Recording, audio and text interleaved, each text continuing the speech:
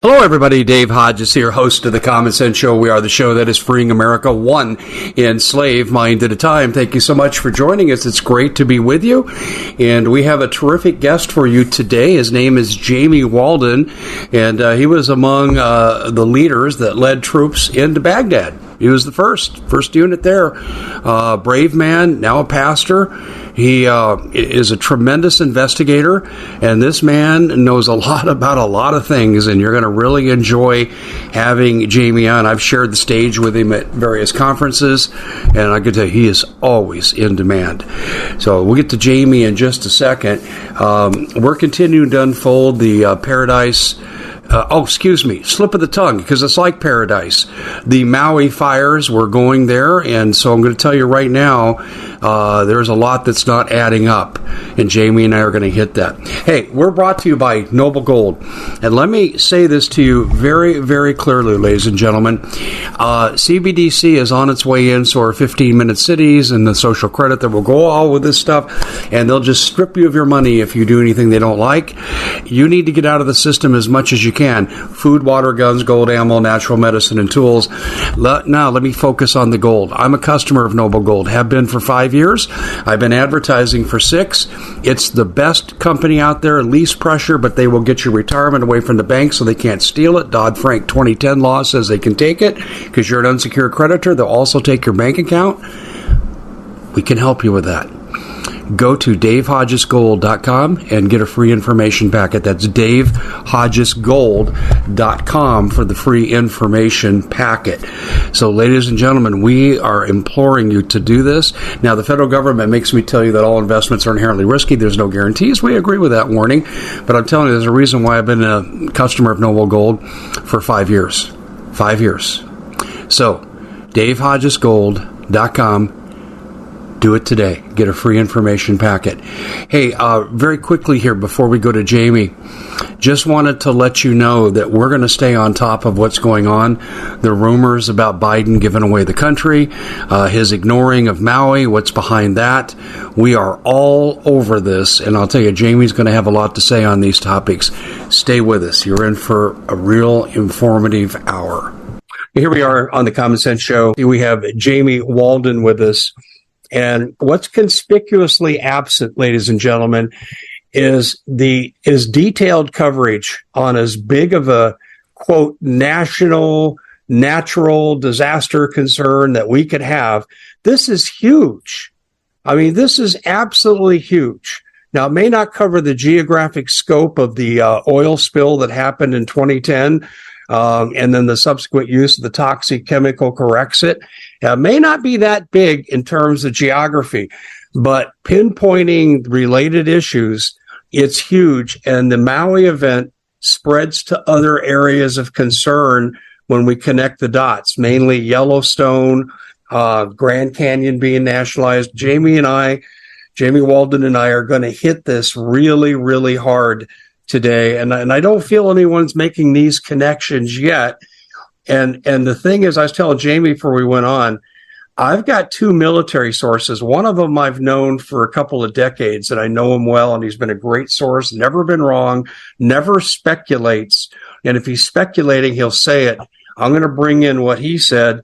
Ladies and gentlemen, if you want to know what's going on in Maui, and this explains, I think, when we get into this, why the White House is conspicuously silent. Why hasn't the president, or at minimum, Kamala, I can't say 2 sentences in a row, Harris, why haven't they gone to Hawaii? Why aren't they holding press conferences on site? Why they don't want to call attention to this? There's very little display of empathy from the administration. I mean, we've got over 60 people dead. People had to flee to the ocean and be picked up by the Coast Guard to get away from this. And where I used to vacation when my wife was a corporate exec, and they used to fly us out there, we stayed in Lahaina a lot. I know the area really, really well, and this area is gone. I've got a friend I used to teach with that's in the area. His home survived. He told me, he said, Dave, this is the strangest thing I've ever seen. There's no pattern here, and then we're going to develop that idea. So, Jamie, welcome to the show. And what you were telling me in our pre-air discussion was, if you were going to attack the United States strategically, let's say you wanted to dump a tactical nuke in, for example, Maui would be one of the places you would hit. Can you tell us why? Yeah, here's an important thing for most listeners to know about Hawaii, because we have a misconception of it just due to the nature of, CONUS, the continental United States, versus some of our, territorial assets. That being the Aleutian Islands, the Hawaiian Islands, the islands of Guam, some of the forward operating bases in the Philippines and elsewhere, different Pacific islands, Wake Island, and it goes on and on and on. Obviously, being a Marine infantryman, I know we go on pack floats and med floats and things like that. So we're used to operating out there in the oceans, where a lot of the other service members, Army or whatever else, even Air Force, don't typically go to those places, but they're primarily Naval and Marine Corps assets out there in the far Pacific. But the Hawaiian island chain this is no exaggeration. It is the singularly most significant military outpost for the entire United States military industrial complex. So I cannot say that more definitively enough. I mean, it's home of the U.S. PACCOM, which is the largest combatant command center of the entire U.S. military. There's one base for every branch on the Hawaiian Islands. There's 11 bases total. They have 86,000 acres of all the Hawaiian island chains is dedicated just to the military personnel. I believe 77% of all civilians in Hawaii work for the military bases or some form of D.O.D. contracting out there in Hawaii. It is the most military concentrated place in the U.S. per capita. It is the greatest strategic landmass for a forward operating base against the U.S. mainland by any foreign adversary, because whoever controls Hawaii controls all the Pacific, which controls the shipping lanes from the Atlantic through the Panama Canal over to Asia. So all the shipping lanes come straight. They come shoot right out the chute of the Panama Canal, and they come right across the territorial waters of the Hawaiian Islands, all the way over to the Asian mainland. So that's a big deal. The other hugest deal ever is the Barking Sands missile testing ranges that is on the Hawaiian Islands. So Barking Sands is think of these numbers, Dave, 42,000 square mile missile testing range is based out of the Hawaiian Islands. It's where ARPA operates, right? The DoD's Advanced Research Program. It's where all the missile testing goes on. It's where all our satellite observation goes on. It's actually where our directed energy weapons are housed. And then, obviously we know about Pearl Harbor and these other major bases, but there's so many significant strategic outposts on the Hawaiian Islands that it make most people's heads spin. There's also the home of the Diamond Head Deep Underground Military Base. And what they've done is they've outfitted a lot of the lava tubes throughout the volcanic rock on the different island chains. And obviously most people are aware that those island chains are just the tips of mountain, right? That's a mountain range that's running a whole ridge line there, and those few Hawaiian islands are just the tips of the mountain range. So they're actually able to operate within deep underground military bases through the semi-porous volcanic rock in order to connect these things. You can watch CNN, MSNBC videos on YouTube about the deep underground military bases on Hawaii. This stuff is all open source. What it's not some big Jamie, what does this base do? So typically, I'm reducing down to Maui because we have the different islands, right? We have Oahu and Big Island and the area around Honolulu and stuff like that. But I was particularly keyed in on, but what is on Maui? And I kept digging in for the last couple of days, what is on Maui? These fires are very suspect. Can't say one way or the other, okay? We can't say, yes, this is some highly conspiratorial, directed energy weapon based plan, or even as simple as a World Economic Forum doing their push for the 15-minute cities, and they're going to make sure there's no vacation spots left, right? There's a couple layers as to why Lahaina would be targeted the way it was. And we also have to give space that it was a natural occurrence. Long-term drought, high winds, a little bit of spark, you get conflagration, that can spread pretty quickly through a city. But there's these nuances of what was going on in Maui and the Lahaina area in particular that just don't quite add up. One of them, I'll say as a side note, and maybe we can get in that later before I lose my train of thought. But the longest career that I had, apart from Marine Corps law enforcement, both federal and as an Illinois State Police certified police officer, working in a municipal PD west of Chicago. My longest career was as a firefighter, paramedic, and a rescue technician. So I was a technical rescue technician and a hazmat technician. So I was kind of like a deployable, whatever, disaster response dude. And as a firefighter paramedic on an engine or on a rescue rig, we fought. It was actually uncanny how many vehicle fires we fought. I had no idea until I got into the fire service how many vehicles catch fire on a weekly basis. So I would say on a weekly basis, my engine company alone would fight 2 vehicle fires. That's one engine company out of tons of engine companies and out of 3 different shifts, because we work in 2 24-hour shifts. So that should tell you the frequency of vehicle fires. We were trained on electric car fires, because you have to fight them totally different. We were trained on electric bus, natural gas bus fires, because those are totally different the way you have to fight them. And then even the older vehicles that have magnesium block steering columns, or the catalytic converters are made out of different types of higher end metal, that when they get hot and you put water on them, you just created a chemical reaction. The vehicle literally explodes in your face.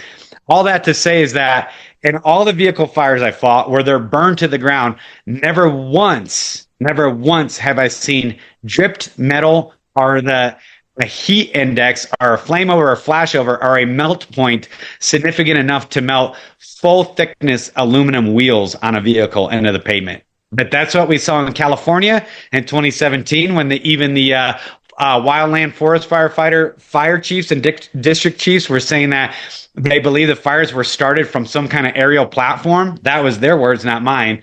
We saw the same thing in California across all those vineyards when there was a high index of suspicion of some kind of directed energy weapon. And now we're seeing the exact same thing in Lahaina in Hawaii. Same exact thing.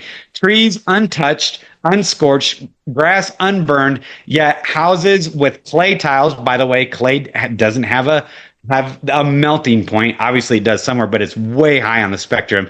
And aluminum wheels and all these things literally gone, just disappeared. I live in the San Juan National Forest. Actually, I'm literally staring out a big giant window at the forest right now. And even in the worst of wildfires, where the heats are exceedingly unbelievable, they're never hot enough to melt metal or to make clay tiles, terracotta tiles on a roof disappear. That it doesn't happen. I mean, even drywall doesn't burn up, like different things like that when you're fighting structure fires. So, Jamie, let me add one thing. So, go ahead. I'm sorry. I didn't mean to interrupt you, but you just triggered something in me. And as you know, I was talking to you about a military source I have, my best one, and the one I've known the longest. And he called me and asked me, he says, Dave, what do you think of what's going on in Maui? I go, it was terrible, but I don't really know a lot about it. I said, what I find curious is the lack of empathy expressed by the White House. I mean, they're like on mute control here with this. And he said, well, I'll tell you, it's more than this. I know the Lahaina area really well, because when my wife was a corporate executive, we used to vacation there a lot, courtesy of the company. And they, the road that runs through, the one road that runs through town, the one road, it curves like a snake. And yet, according to what I was told by this source, he said, I saw aerial drone photos and I saw some video. He said, the fire followed the road. I said, what do you mean? He said, it wasn't a wild burn that went out of control. He said, later, secondary spread happened. And I don't know if you're familiar with that term. I suspect you are, but his word was secondary spread. You had the initial rush, and then you have the corollary damage that happens with a fire that's uncontrolled. But he said the base of the fire, the origination point, followed the road. And he said it centered on homes and businesses. And he said it could be a freak of nature. People win billion-dollar lotteries. He said, but I'm highly suspicious based on what I've seen. And he said, that's why I'm calling you. And I didn't have anything to offer him. What's your reaction to that, Jamie? Do you know anything about this? Yeah. From just, a guy, an armchair quarterback, but with the right eyes to see what I'm looking at, it's suspect as well, too. But like I said, all we can do is speculate, but it can be informed speculation. I mean, Yes. even when you're looking at Bible prophecy, right? But it's usually all informed speculation. Yeah, We it won't is. know till we're facing it head on, and we'll go, "Oh, that's what the Lord meant when He said this," right? In Revelation 18 or whatever the case is. It is informed speculation, but it's suspect. But here's where the dots for me started getting connected in a strategic way. I knew about the geopolitical, geostrategic significance of the Hawaiian island chain. There's a reason why we've always maintained it, and again, why 25% of all the Hawaiian landmass is military operational bases. That is a huge percentage when you think about it. And like I said, it is the highest concentration of military personnel per capita in the entire United States. It is the singular most strategic forward operating base for the entire mainland continental United States, and it is the singular most significant missile testing range. I mean, I've trained guys in Yuma. You know, I'm not too far from Dulce, too far from Los Alamos. No, neither are you, Dave. I know that we're kind of in the similar region out here in the Southwest, and yet this one outstrips them all. But here was the particular aspect when I think, and I've been on your show before. We've talked about the perestroika deception, right? The overture, the Russian-Chinese connection to the impending World War III with a kinetic strike on the U.S. mainland because of the bought and paid for U.S. politicians, including our mineral rights, are bought and paid for. They're being given as collateral, and all the way down to our governors and our county road commissioners and our mayors and our chiefs of police have all been bought and paid for, and that China has been assured stand down orders as far as the Rocky Mountain range, right? We've covered that ad nauseum.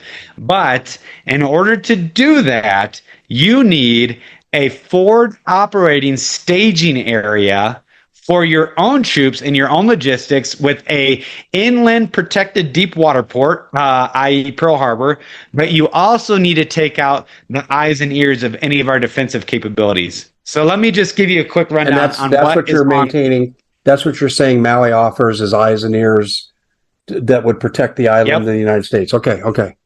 And so now let me, for the listeners, break down exactly what is on the island of Maui in particular. This is Maui centric, not the other islands of the Hawaiian island chain.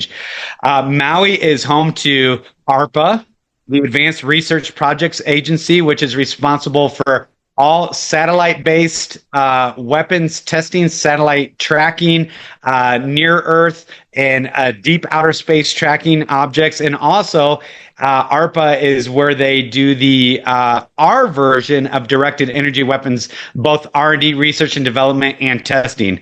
It's also home of the Maui Space Surveillance Complex. It is the number one complex for tracking man-made space objects in the entire United States military, Department of Defense, and even our aerospace industry. It's also the home of the U.S. Space Force Command is on the island of Maui, but that's particular Space Surveillance Complex. It's also home to the High Performance Computing Center, which is the fifth most powerful computing center on the face of the earth, ladies and gents. I mean, you can't even comprehend what they're talking about.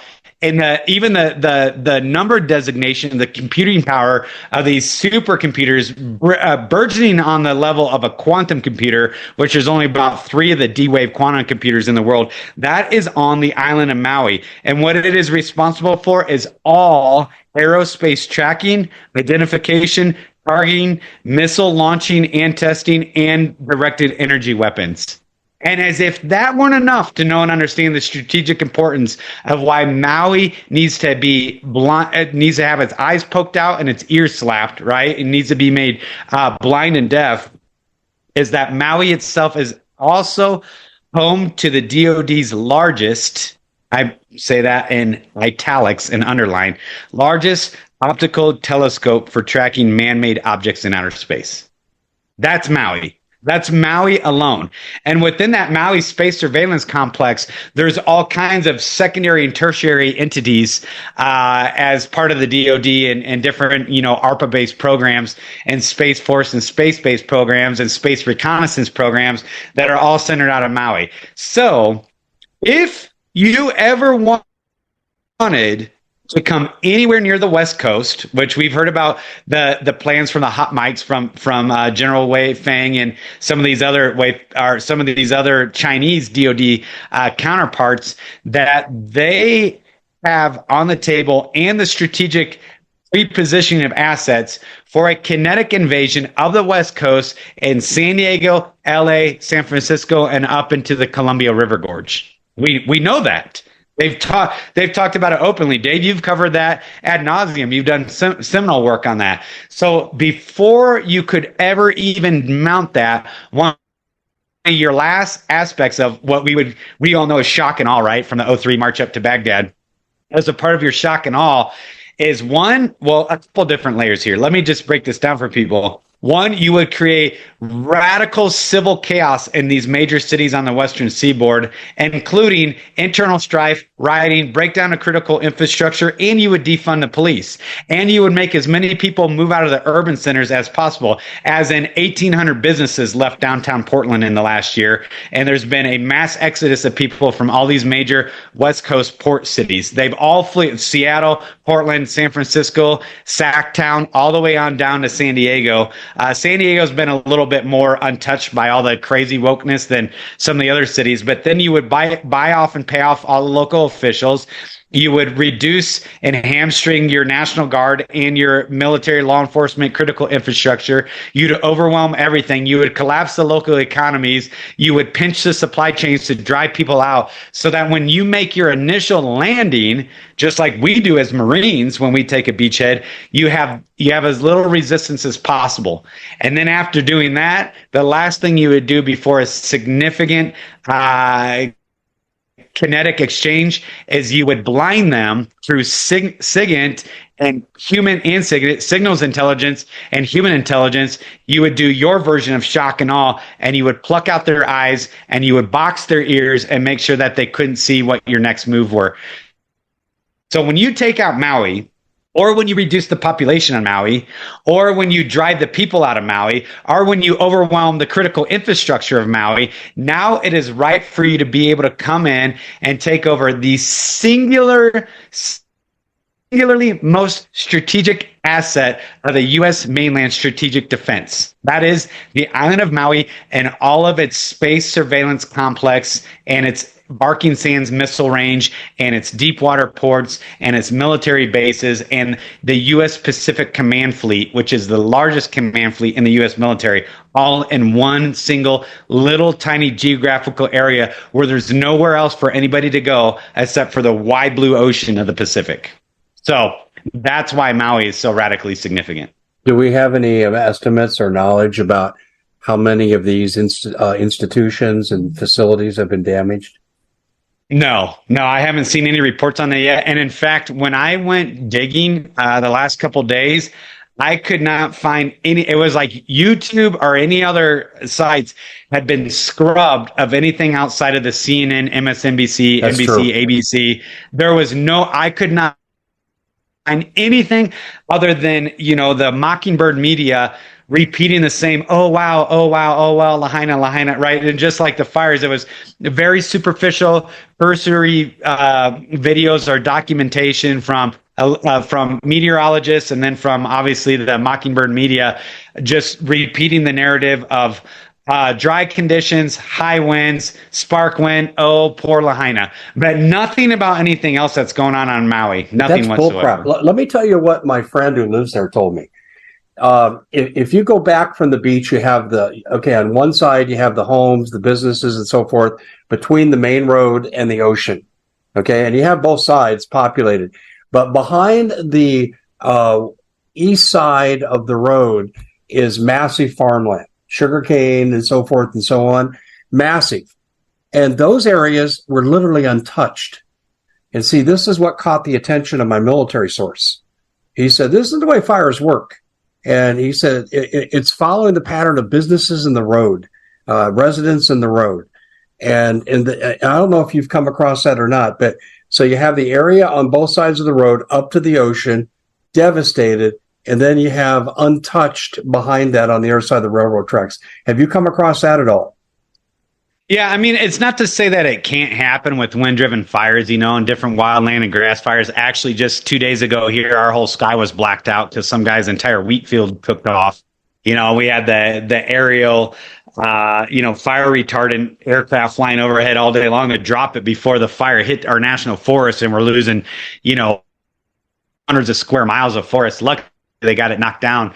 So typically you would see fire jump a road like that, but at the same time with wildland forest firefighting, we would cut breaks. We cut breaks in line, and we would actually do controlled burns. That's one of the things about the hyper truther movement. Watching, I don't know how many times I saw the videos going around about the helicopters in Canada with guys dropping fire into the forest, and they're going, see, the government's doing it. I'm like, you morons, that's a controlled burn. They're back burning so they can create a fire break for the wildland fire. That's not the government setting the fire. Yeah, they have different means of setting the fire. That's wildland forest firefighting and wildland management 101, right? But it's not typical that you would see it stop at the road, especially if the winds were what they said they were, and where I'm going with this, Dave, is this is a particular doctrine of asymmetric warfare, unrestricted warfare, as we know from the Chinese military doctrine, being pushed and backed by Russia, that's taken on a whole new level. This is where we get into the World War III. This is when we get into the red horse being loosed in the book of Revelation, and peace being taken from the earth, and men being over to slaughter one another. Because what's going on right now in real time is this doctrine of military encirclement, which we did in our island hopping campaign in the Pacific in order to get, to the mainland Japan and elsewhere. And now is happening in reverse to us. So most of your listeners are aware of the Chinese-Russian military mega buildup on the island of Cuba, right? Isn't Cuba like 90 miles from the tip of Florida? Then we have Russian strategic nuclear bombers in Venezuela, and we have Chinese Navy in Venezuela. Then we have Chinese training facilities just south of the border. I know you've covered that ad nauseum as well, Dave. Now we have the Hawaiian Islands, for the most part, being softened for kinetic attack, which is the eyes and ears of our entire, the majority, anyways, not the entirety, but the majority of our national defense structure. Then you have the largest Chinese-Russian naval exercise, a flotilla of ships, just 3 days ago, 4 days ago, come right to the border of our territorial waters on the Aleutian Islands as a big screw you, we're here, we're not going away. Then you have the Russian boomers that surface have been seen off our Atlantic coast down by our underwater sea cables, which, by the way, 98% of all telecommunications and financial transactions globally, 98% run through underwater sea cables from the U.S. eastern seaboard to mainland Europe and then out to the rest of the world from there. They have submarines there. They have Russian boomers in the Gulf of Mexico that have surfaced every once in a while undetected to give a big middle finger to the U.S. signals intelligence listening post. And then we have the same thing off the West Coast as well. And then you have the Canadian wildfires, which anybody who's been following Dave for any amount of time know about the Chinese and Russian troops staged basically north of Minnesota. But the Chinese troops in particular in the northwest region, right across the Canadian border in Vancouver Island. Now you have a giant smoke screen, across the entire nation for any other movements that you want to make. And we know that Trudeau entered into agreement with the Chinese military that any Chinese CCP assets in the country of China can be protected by Chinese military troops without Canadian parliamentary, like a green light, for lack of a better word. I can't think off the top of my head. So again, you have this talking about. Let me interject a couple of things here, and then I'll get your reaction to it. First of all, the rare earth minerals right now. This goes all the way back to Cliven Bundy's land with uranium for Hillary Clinton's Uranium-1 to give uranium to the Russians. And I'm just saying it has a history. I'm not going to go into the details. But yesterday in Congress, Josh Hawley was grilling someone from the department. I believe she was from the Department of Interior. And he said, why are you denying all these mining permits for American companies, and yet you're letting the Chinese come in? And then he said, look at what you've done with the Grand Canyon now, where the largest uranium supply in the country is now off limits. And he said, we need this stuff rare earth minerals for our war. He focused mostly, though, on electric vehicles. But you translate it to war. Let me tell you what my ex-governor in Arizona said, Doug Ducey. And folks, uniparty Doug Ducey, okay? GOP, but uniparty. He's addressing, I believe it was in Massachusetts, 2017, the National Governors Association, and he gave one of the keynote speeches, and the equivalent of the Chinese Chamber of Commerce was there, and he says, we love doing business with China in Arizona. They love our rare earth minerals. When I heard that message, I almost fell out of my chair because I'm thinking, this is a country that's threatening to nuke us, and you're facilitating this? So when you say they're bought off, you're right. I live in a state that's totally bought off by China and their subsidiary of the cartels. So you're absolutely right. And so right now, we're not mining what we need for national defense, but we're turning it over to China. And let me tell you, I'll give you one more aspect to this. I will tell you off air, but I will not say it here.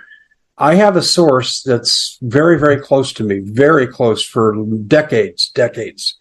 And this person's job in the military would have put this person in contact with base commanders around the country. And I'm not going to be more specific on air here. And then I've subsequently had 3 conversations with leadership on bases, not necessarily the commandant, but the leadership. And let me tell you what's being said. That when the poop starts with China, the military already knows they've been sold out and they're not listening to Biden if they're in self-defense mode. Do you know anything about, let's start with the last part first. Do you know anything about the military's unwillingness to follow Biden into war against China? Yeah, I mean, there's a lot of talk within the, I'm not too far removed from the military. I'm starting to get some distance from it where I'm like the old salt dog now, apparently. But yeah, there's a lot of murmurings of that, and this gets into, Dave, the firing of the Missileer commanders in both Montana, South Dakota, even Nebraska and Colorado. I think there was 12 general staff or command staff Missileer. That's our terrestrial base nuclear deterrence missile silos that got fired in one foul swoop, along with another handful, as in the tens of Missileers themselves that were fired overnight. And then this also gets into the again, the defunding of the police and the systematic reductionism through wokeism of the U.S. military, including the thing that went on for the last 3 years that eradicated any of the true patriots and the holdouts and those who are free thinkers. So what you have, again, this is a part of that asymmetric warfare, the Chinese strategy that they have of unrestricted warfare through asymmetric warfare through the payoff. I've told you off air, the guy that I've talked to, who's you can't get much more connected as a Pentagon insider than who this guy is, and I won't even give any illustrations as to who he may be. Let's just say this: every single listener would know his name if I said it. He is that much of a media personality as a Pentagon insider, and he said every single one. Every one of the Joint Chiefs of Staff is bought and paid for by China. Yes. He told me that a year and a half ago. Look at Milley. Look what Milley said, the Afghan withdrawal in the Senate testimony. And he said, if we go to war with China, I'd have to notify my Chinese counterpart. And I'm thinking, how many thousands of lives would that cost? And that's a good point. Afghanistan. Okay, you used the word facilitate a little bit ago, Bay, with regards to the U.S. Leadership facilitating China. So the whole Afghan withdrawal was a facilitation of China to come in and take over the lithium and the uranium mines. Yes. Afghanistan has some of the gnarliest, most significant deposits of lithium and uranium in the world. And notice what happened right after Biden allowed. So it's all this feint maneuver, right, of like this fear in the eye of the U.S. So there's multiple layers of strategic accomplishment that they get from this. They make America look like a laughingstock. They make American leadership look weak. They get rid of all of our armaments so that we're susceptible. They reduce the morale of the U.S. military. And then at the same time as this is going in, they have literally attaches bringing in their Chinese counterparts from both the private sector, as if China even has a private sector, right, and the military sector, to take over the rare earth mineral minings of Afghanistan. And notice one of the other reasons why we withdrew from Afghanistan is because it was only profitable for the last 20 years when the opium epidemic went through the roof across the United States, America, and globally, with the U.S. consuming 90% of all opiates on the face of the earth. 90% of all opiates on the face of the earth are consumed by Americans. That was being run by D.E.W and different intelligence communities out of Afghanistan. You can read all the stats about the poppy production going up, I think, somewhere like 3,800%. Don't quote me on that. Opium production went up 3,800% in the first 2 years we were in Afghanistan, right? It didn't get reduced, blah, blah, blah. It goes on. But where this is connected, where I'm going with this, is that when they realized and figured out how to synthesize it with 3 times the effect, i.e. fentanyl from China, we were done with Afghanistan. We were done. It was no longer profitable. You don't need to have all these grows, and you don't need to have this high-end processing ability to refine the poppy plant, into opium and then cut it again and then cut it again and then have heavy lift aircraft come out and take these pallets and pallets of processed opium to the U.S. mainland and then be distributed. You can do it with fentanyl, and you can kill off millions of people. I ran a code on my neighbor on a fentanyl overdose. On my neighbor, ran and grabbed my paramedic, literally invited us over for dinner. We're sitting there for dinner, and the dude codes on me. And I had to go grab my jump bag, and luckily got his respirations, kept his heartbeat going, and we got him back, But all this is part and parcel to that unrestricted warfare. And again, if people aren't connecting the dots, they don't know what's going on. So let me jump ship real quick here to Africa. And again, this is all about the biblical prophetic revelation of the red horse being riding, peace being taken from the earth, and men given over to slaughter one another. Most people don't understand anything that goes on. Most Americans don't understand anything that goes on outside of their Netflix series. But ECOWAS, which is the Economic Community of West African States, is currently declaring war against a junta in Niger. And the junta is run by Wagner Group, and the ECOWAS is run by NATO. And literally, the I can't remember the head of which nation in Africa just said yesterday. I mean, France is deploying 5,000 troops. They're having force-on-force incursions right now. They're starting to implement no-fly zones. And the head of this ECOWAS said that Africa will be in a continent-wide war in a matter of weeks. A continent-wide war. So now let's shift gears over to Europe and Eurasia. Before you go to Europe, hold on. Before you go to Europe, why are they doing this in Africa? Rare earth metals. It's rare earth minerals. I think there's a little more than that, and I'll tell you why. I think you're right about the rare earth minerals. There's no question, but I think there's a byproduct here that benefits the globalists. Nigeria is gone CBDC. They're having trouble with final implementation, but they're already there. And the rest of Africa is dragging their feet on this. What better way to make CBDC palatable to a nation when it has nothing left and they've been devastated by war? And I think it's ushered in. It's going to usher in CBDC and destroy nations, build back better. That's what I think is going on. But I do agree with you. There's also benefits. It's money for the military-industrial complex. So I agree. Okay, let's go to Europe. Yeah, and real quick, the other quick thing on Africa is most people aren't familiar with this. I mean, my wife lived in Ethiopia for a while, and she was a missionary over there, so we're familiar with, even the Horn, Eritrea, Ethiopia, Somalia, that kind of region. A lot of stuff in North Africa. Obviously, as a Marine, that's like our bread before the United States was even ratified. The Marines were fighting Muslims in North Africa and Tripoli and elsewhere and stuff like that. And anyways, just very familiar with several different nations inside the continent of Africa.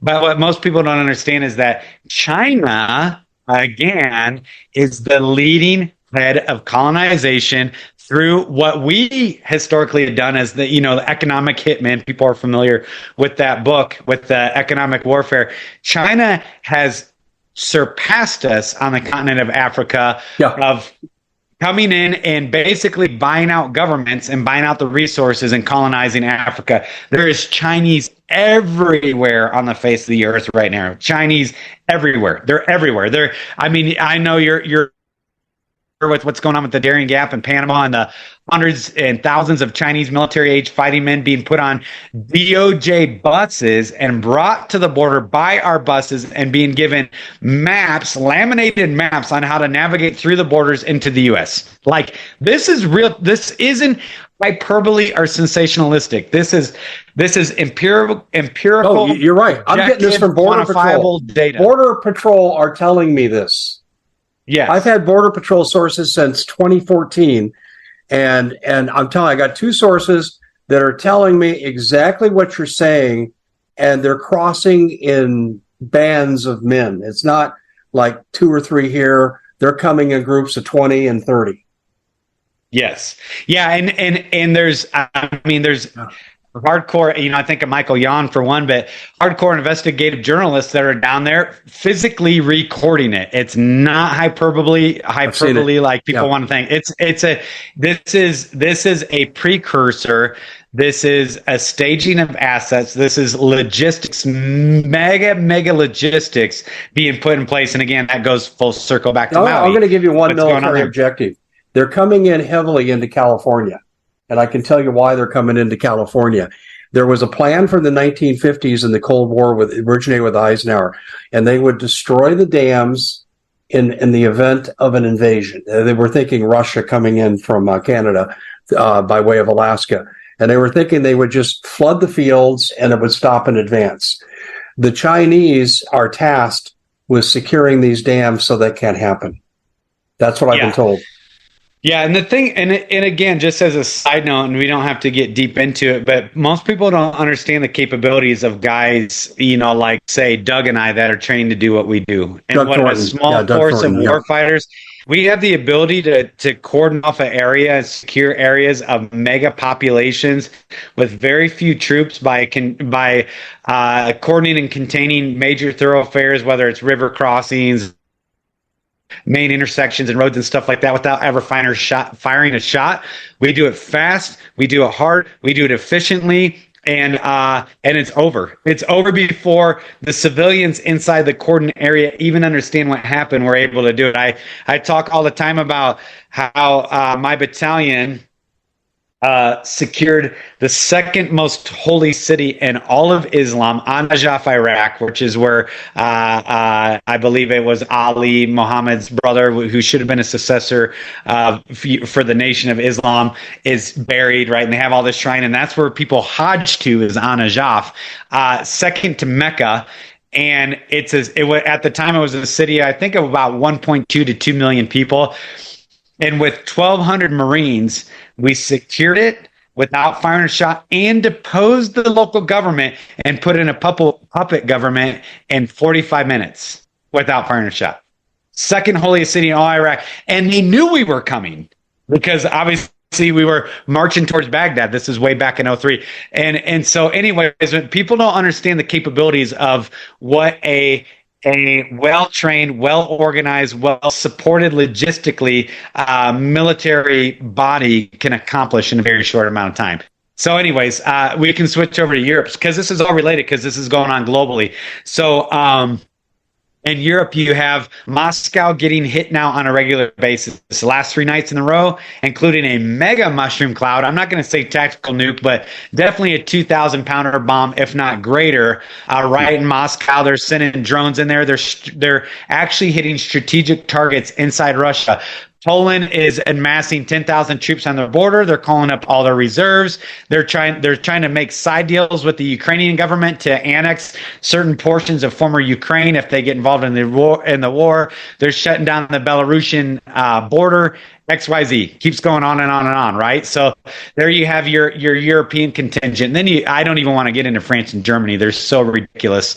And notice what all these nations have in common. They're all reprobate tranny-based nations. The head of Ukraine, the D.E.W person is a tranny, and the tranny for Germany said this, and the tranny for the U.S. said this.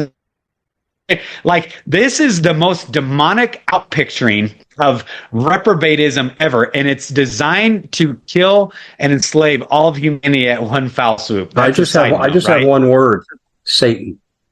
Exactly. Yeah. So then you look at the India Pakistan and what's going on with Kashmir, and if I were a betting man, which I'm not, if I were to expect to see any nukes fly without predictability and change the face of the earth and all geopolitics in a single instant, it would be India and Pakistan. It would be where nobody's looking, but India and Pakistan have their finger on the button all day, every day for the last 40 years at each other with their nuclear weapons. But then right now we also have, I'm trying to work my way around the globe in my mind. You have South Korea doing their largest civil defense drill ever. Think about these numbers, ladies and gents. You can't even conceive of them. They are going to, I believe in the next couple of weeks, they're doing a drill where they want to get 51 million South Koreans into underground bunkers in under 20 minutes. That's the drill. 51 million people you're going to put underground in 20 minutes as a civil defense drill. At the same time as you have Kim Jong-un's sister, can't even think of her name, in North Korea, which is basically assumed a de facto command as some, Jezebel satanically inspired leader. That is basically said, like, we are going to launch. Our missiles are more than capable. They keep firing over Japan, which that's a strategic target. They have access to Guam and Wake Island and all these other strategic U.S. targets, not to mention South Korea as a mega strategic target for the U.S. And then you have the island of Taiwan, which is just sitting there ripe and ready for China when all these other things kick off. And so, again, it just keeps going and going and going and going. And then when you look at it economically, the pivot of all these mega nations towards Russia and China is insane, as in, i.e., Saudi Arabia, right? And all the different OPEC nations are dumping the dollar in mass and pivoting towards in mass, where they're going to have a gold-backed central currency, which is going to take over the whole face of the earth very quickly. So there's these different layers of things going on in real time that if we're not connecting them from a macro perspective, we miss them. It's like, oh, wildfires in Hawaii. Oh, border stuff. Oh, this. Oh, there's Kim Jong-un with his little missiles, launching them over the Sea of Japan again. And most people aren't looking at it from a biblical worldview. And when you look at it from a biblical worldview, the stage is being set for what would be World War III, for what would be bigger than a World War III. It would be setting the stage of the red horse, and then the black horse, which is global hyperinflation and economic collapse, and then famine, pestilence, disease, which, by the way, going back to Africa and China being bought off by Africa, most people don't know that the head of the W.E.F is an Ethiopian. I can't even pronounce his name, right? He's an Ethiopian. There's been investigative journalists that have traced the millions and millions of dollars from the Chinese CCP that has bought and paid off the head of the WHO, which released the thing, which was another asymmetric softening technique against the West for a kinetic invasion, right? So anyways, I know I'm fire hosing, Dave, but all that to say is that all of this is connected for the inevitability, and potentially now we're beyond inevitability and we're to the word imminency, from inevitability to the imminency of a full-blown global World War III, which what the Bible describes as a third of the population killed. You make a compelling economic collapse.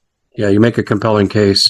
And see, this sets up the mega cities, the 15-minute city application to it.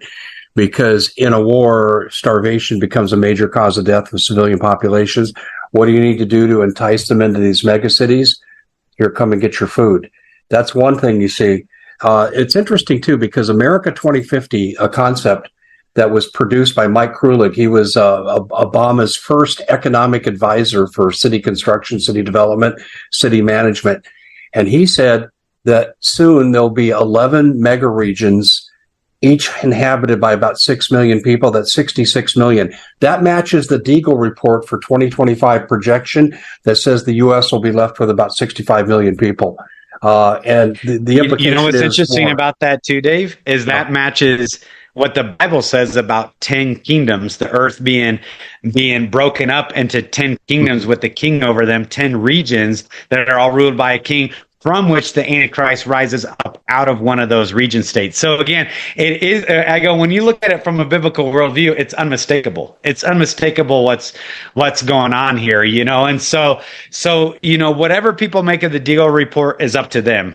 But it's interesting that they have their timeline. God has his, right? It doesn't matter what their timeline is. God is the one that determines all these things. But they have their timeline of 2025. From the World Economic Forum to the D.E.W report to different simulations that they've ran, you know, and all these different Luciferian entities, these little special boy and girls clubs that they have all over the earth. 2025, for whatever reason, is their time frame. So when you understand militaristic logistics, right, and even geostrategic logistics, it takes a solid 5 to 7 years to prepare for wide-scale warfare. If you think about when all these things began being put in place, and we're hearing rumors of movements of this and movements of that, and supply chain this and supply chain that, and military forward operating bases and payoffs here and there, it began about 5 to 7 years ago. And it's interesting that we're already pushing the envelope of 2024. So that gives you roughly about 18 months to the year 2025. And it takes that 19 to 2024. That's 5 years right there. Yeah. Yep. And so when you think about it, you know, I tell people because especially American paradigm is we think in instantaneous gratification. If we don't see it within a 15-second TikTok video, you already lost our attention, right? And I'm talking about even the adults that are pretty well informed, they still don't realize how susceptible they are to the spirit of the culture, right? And we're immersed in it. But they have a hard time looking back, Flowered and Piven strategy, to connecting all the dots to where we're at today, so then they have a better understanding of what comes next.